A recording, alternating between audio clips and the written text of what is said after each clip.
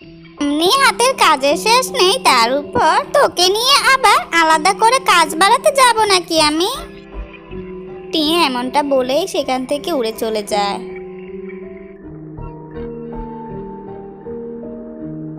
এইদিকে ছোট কাকের ছানা একা একা কাঁদতে থাকে।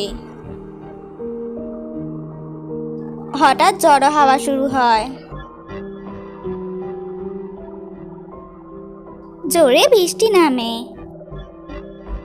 মা, বাবা, আমার খুব ঠান্ডা লাগছে, খুব ঠান্ডা লাগছে, খুব খিদেও পেয়েছে। আমি কি খাবো? কিভাবে বেঁচে থাকবো? আমি কি আমার মৃত্যুর আগে তোমাদেরকে এক নজরও দেখতে পাবো না? আমাকে ছেড়ে তোমরা কেন চলে গেলে?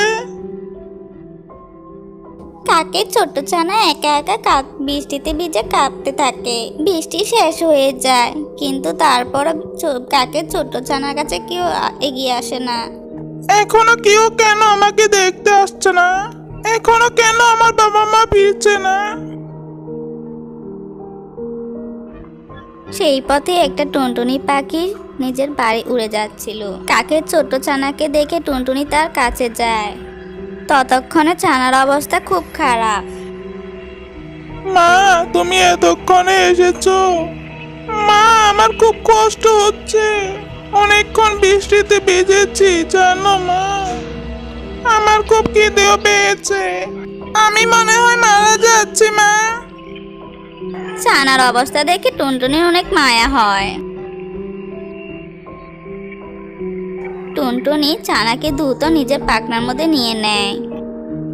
ছোট্ট ছানা, তোমার কিচ্ছু হবে না। এই যে তোমাকে পাখনার মধ্যে নিয়ে নিলাম, এখনই তুমি সুস্থ হয়ে যাবে। মা, আমার খুব আরাম লাগছে মা, কিন্তু কেন জানি না তারপরও খুব কষ্ট লাগছে মা। নিঃশ্বাস নিতে পারছি না, খুব খিদে পেয়েছে মা। আমাকে একটু কিছু খেতে দিবে মা? লক্ষ্মী সোনা আমার, তুমি এখানেই অপেক্ষা করো, আমি তোমার জন্য এখনই খাবার নিয়ে আসছি।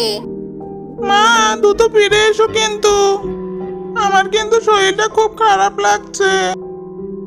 দ্রুত আসবো সোনা, খাওয়া দাওয়া করলে তুমি সুস্থ হয়ে যাবে সোনা।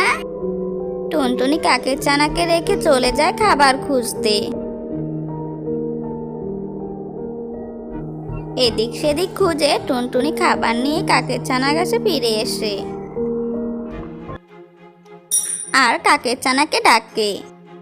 সোনা ছানা আমার, এই দেখো তোমার জন্য আমি খাবার নিয়ে এসেছি, তুমি কি ঘুমিয়ে পড়েছো? ছানা, এই ছানা। টুনটুনির ডাকে কাকের ছানা চোখ খুলে না, জেগেও ওঠে না। এতে করে টুনটুনির আর বুঝতে বাকি থাকে না যে কাকের ছানা মরে গেছে। কাকের ছানার মৃত্যুতে টুনটুনি খুব কষ্ট পায় আর কাঁদতে থাকে।